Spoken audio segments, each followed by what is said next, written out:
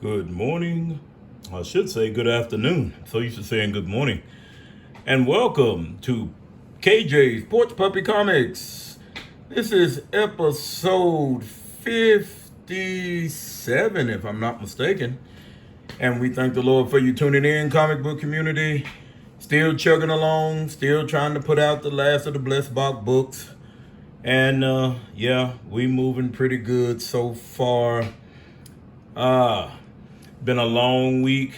Been a long day thus far. We thank the Lord today. We had a bit of sad news. One of my fathers in the gospel had passed. Loved him dearly. Great man of God. Goodness, I'm telling you, he was a great man. He was a great man. He loved God's people. He loved people in general.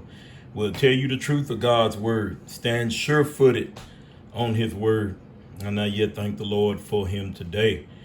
So, comic book community, we're going to move expeditiously. And we're going to show you these books here. We got Superman Action Comics, New 52, number 19. I didn't really give a hoot and a holler about New 52 Superman for a while. Then I picked up a couple of issues, liked it. Brother Mikey, he was telling me about it. He really liked it, especially later on in the latter issues where he was depowered a little bit and was doing some intergalactic cage fighting. It's required weedy reading if you want to get around to it. Action Comics, New 52, number 20. We have Superman. This is the Bendis run, number 1. Never did pick none of these up when they came out new. But I mean, first issue Superman, I like the art in it. I mean, hey, why not?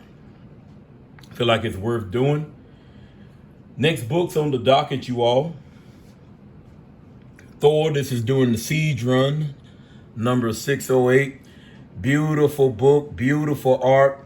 This book here, if you've never read them, comic book community, this book deals plainly with the Ragnarok Thor, the one that the Illuminati had made to replace Thor after the Ragnarok that Thor had went through, and he initially died, but ended up coming back. And when he came back, he found this abomination, as he calls it. And I mean, everything, they had everything down to where they even made a hammer where he could, throw lightning bolts and different things like that. This is the same Ragnarok Thor, that's how they call him. The same Ragnarok Thor that killed Giant Man during the siege. And he was laying waste. Osborn got a hold of him.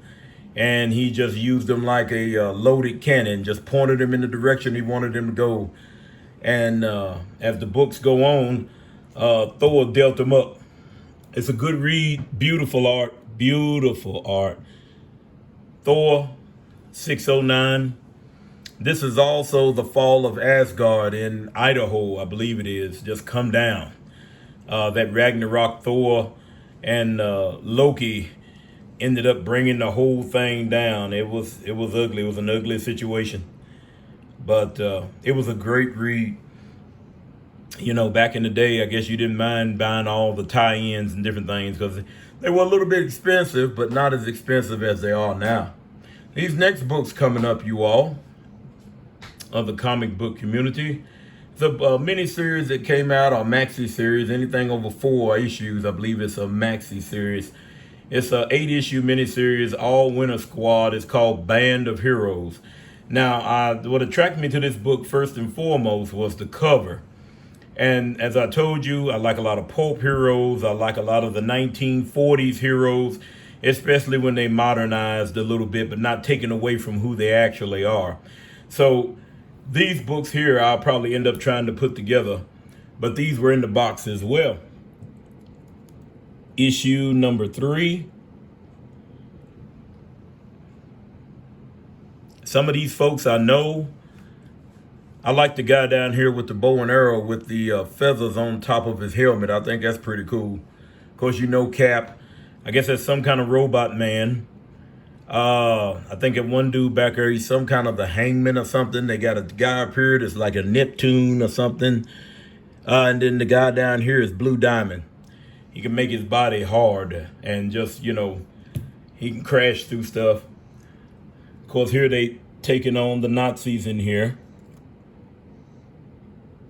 It's also a conspiracy of some kind going on, comic book community, in this book. And I guess we can't get to it or get down to the meat and potatoes of it until I get the other issues. But if you know, those of you out there, please feel free to let me know what they are or what's going on in this book. Issue number 5 of 8.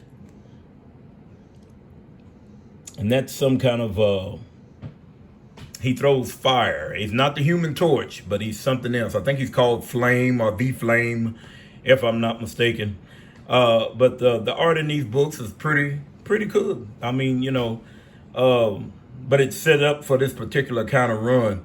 And like I said, I've never really seen these books when they came out.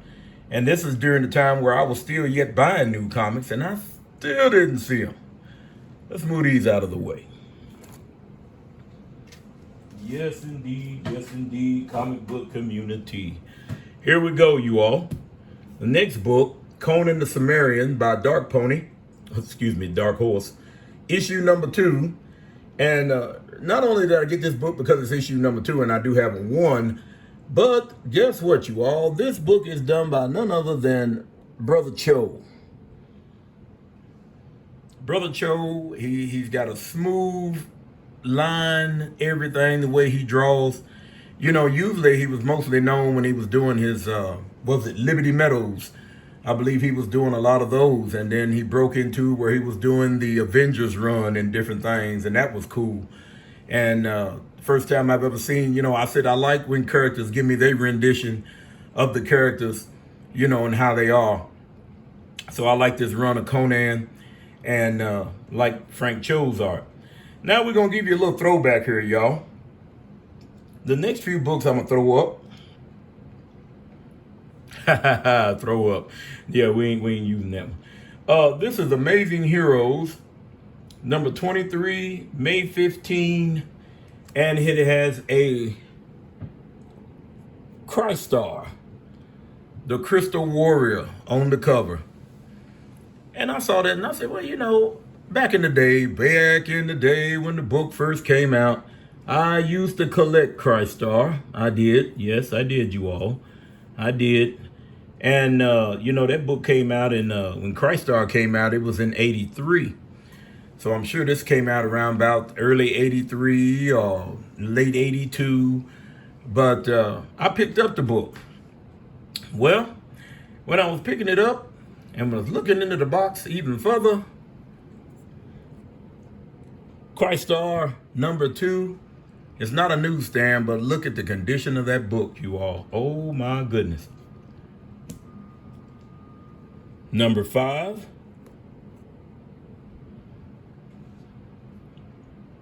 That is a newsstand.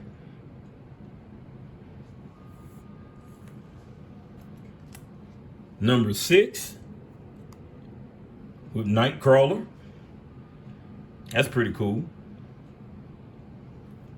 They had some first appearances in these rascals, and I'm not about to try to pronounce any of these names, but if those of you that collected Crystar back in the day are even picking them up now, because like I said, these books are from the 80s, so, 82, 83, 84, so Crystar, Crystal Warrior, number 7. Yeah. Very nice. Newsstand. Very nice books. The covers are nice on them. This is one of those type of books. If I see them here and there in the conditions like these that I got, I may go ahead and pick them up. Now, don't get me wrong. I've told you so many times before, comic book community, there's a porch puppy price. And on stuff like this, if I just can't find it, I may go to eBay, which a lot of times, like I said, my running has been cut down considerably. Like I said, but due to sometimes financial things, and then there's other things going on, and the time that I can get away, I can't, because we got other things going on that takes precedent over comic books. Yes, I said it, comic book community. There are things that takes precedence over comic books. And I thank the Lord for it. So we're yet moving. As we say, this is just a hobby. This is just something that we do, something that's fun, something to kind of take your mind off things every once in a while. My boy T. Ravis was showing something like this. I'm trying to tell y'all, if y'all not listening to T. Ravis or myself, if you run across any red circles, you need to pick them up. You need to pick them up. 80s run books are drying up. The mainstream stuff is drying up completely, or they're asking way, way, way, way too much money for them. And when they're asking for so much money for them, it's a turnoff for me. And I mean, I know if I was selling books, which, like I said, this is probably my 7th or 8th collection that I'm working on right now. And I know that when I had to sell my books, you know good and well you're not going to get whatever you see on eBay as the sold listing, or even if you're still going by the overstreet, you're not going to get the price that you think that the book is worth, because it is your collection. That's why I say a lot of times, a lot of people will ask me how come I don't have any graded books. And I said, well, I know folks go to school for this and they trained in it, and that's all well and good. But it's just a hobby for me. Look, comic book community, my dad used to collect old cars. So your boy here, Mr. KJ, Mr. Porch Puppy himself, for his birthday had a 1964 Chevy hardtop 2-door, 327 engine in it, dual exhaust, black interior. Oh my goodness, I like that car. But as time went on, round about my graduation, that's when I had it. In 83, drove it to our baccalaureate. The thing was nice, beautiful, beautiful. Now, my dad was colorblind, but he was a great painter. He could paint a car like nobody's business. And my mom could mask off a car. I mean, beautiful. They showed me. They taught me. So down the road, comic book community, I ended up with a 1969 fastback Mustang with a 357 Windsor engine in it. Those of you gearheads out there know what I'm talking about. This car was something else, man. Positive traction rear end. I had 3-speed in the floor. Very nice car. Dad had a bunch of vehicles coming up. The oldest one he had when we was coming up was a 1929 Chrysler with suicide doors on it. And I'm telling you, crushed velvet interior on the inside. See, back in the day, you could get your hands on this type of stuff. Dad had about 65 old cars in the yard at one time or another. And I'm telling you, oh my goodness. And they thought I was going to pick it up and run with it. But you know what? Comic books are expensive enough without trying to get another hobby. I think on up before Dad passed, I bought it off my neighbor, comic book community. I know y'all come for the books, but I'm just giving you a little extra. When my neighbor had a 1969 Chevy short wheelbase, and it was ready. It was ready. It had a Corvette engine in it, a 68 Corvette engine in it. And I'm telling you, that rascal could jump to 120 miles, 130 miles an hour in no time flat. Beautiful truck, beautiful truck. But as I said, as things go on, things happen. So, all I'm trying to say is, we thank the Lord for what we're able to had experienced when we were younger, even as we got a little age on us and was able to kind of stretch out a little bit. But as far as hobbies go, outside of drawing, baking, stuff like that, this is it for me. And I thank the Lord I was able to do that, able to deal and dabble in the old cars and different things like that. If I had the finances and a place to put it, I might have to get me one old one so me and the missus can jump in there and take us a little ride there. You understand? Well, all right, community. Our scripture reading this afternoon will be coming from Mark, the 8th chapter, the 36th through the 38th verse, and it reads, "For what shall it profit a man if he shall gain the whole world, y'all listen to what I'm saying now, and lose his own soul? Or what shall a man give in exchange for his soul? That's the question that Jesus is asking the disciples. Whosoever therefore shall be ashamed of me and my words in this adulterous and sinful generation, of him also shall the Son of Man be ashamed when he cometh in the glory of his Father with the holy angels. May the Lord bless the reading and the hearing of his word. This is the reason why I keep letting you know, you all. Look, we know, and I'll say it early, only Jesus Christ can fill this void. Comic books are nice. Comic books are fun. You know, whatever hobby we busy ourselves in, if it's not hurting anybody or hurting ourselves, it's yet fun. And we yet thank the Lord for it. We thank the Lord for being able to do this thing. But don't ever, ever, ever, ever not wake up and say, Lord, I thank you for blessing me to rise this day, because some folks didn't, you all. Some folks didn't. And with so much going on in the world, I'm not going to even try to talk about it. Y'all look at the news. Y'all see what's going on. And I'm telling you, it just breaks my heart. It breaks my heart. Makes me pray harder. I know a lot of people may say, well, why are we praying so much? Or why are you praying?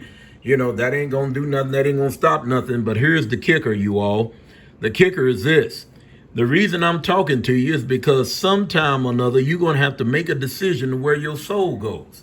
You know, if you go and if I walk out the door and a stray bullet hits me, or I get hit by a car, or I just have a heart attack, or what have you, I have to make absolutely sure that I know that my life lines up with Christ so I can meet him and see his face in peace. It's about seeing his face in peace, you all. If we don't see his face in peace, if we say that we saved and we still yet doing everything we big enough to do, then, you know, without paying no homage to him, without thanking him for the sacrifice that he made for the entire world, and you can make it personal, what he done for you, what he done for me, then you got to understand where we at with this, you all. You got to know that your soul has got to go somewhere and spend eternity, because the soul is the only thing that you have that's yours. It's the only thing that you have that you own. And wherever it ends up, whether in heaven with the Lord and the angels, or in hell with the devil and his demons, you got to understand. You got the choice to make. That's all I'm here to tell you. Let's move on. Flash number 94. This was a good run. Flash number 95. Terminal velocity. Again, another 95. These are direct sales, as you can see. Flash number 96. These books are in nice shape too, comic book community. Nice shape. Flash number 97. My.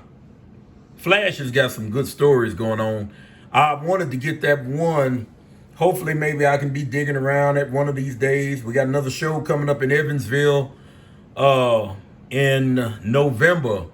My friend in Evansville, Jim, that owns Comic Quest, started a sale from the 25th of this month till I think the 20th or the 25th of next month, somewhere in there. You can go online, Google Comic Quest, Evansville, Indiana. He's having a good sale. I don't know if it's on par with what Matt had at Comics Unlimited, but hey, a sale is a sale, you all. Especially if you can pick up some stuff that you want. 2 last books and I'll be out of your hair. Flash number 98. And last but not least, Flash number 99. I guess I need to find me 100 to make it even on this terminal velocity. This was a good read, a real good read. If you're a Flash fan like I am, there's a lot of Flash books that I can't really get into, but the ones like I told you at the beginning of this channel, is a lot of times I'm just collecting for nostalgia. And so I just want to pick up stuff that I know about, things that I've seen, and things that I, just might want to pick up. at some point down the road. Still like to do a little trading here and there. But you know, when you don't have really anything or haven't been out to really dig, then you just got to go with what you got. So I'm at the 20-minute mark, you all. And I thank the Lord for you tuning in to the Pickle Barrel. Because as I said, I'm going with the Pickle Barrel from this point on until if I get a barrage of books to where I can do the new to me's and the long hauls, bring them back. For right now, we just gonna stick with the Pickle Barrel because I said a lot of these books, over probably 80% of these books that I'm showing are gonna be in the PC. So I thank the Lord for you again, comic book community, for joining me for episode 57 of the Pickle Barrel. And we have taken the lid off in it. And this is what we found.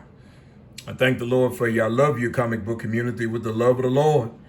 And remember, only the Lord can fill that void. And it's nice on the porch.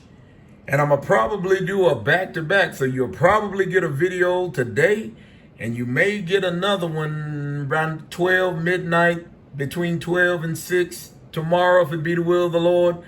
But I think the last stack that we're going to be dealing with will be the one and the only Green Lanterns. But we're going to start with this little rascal right here.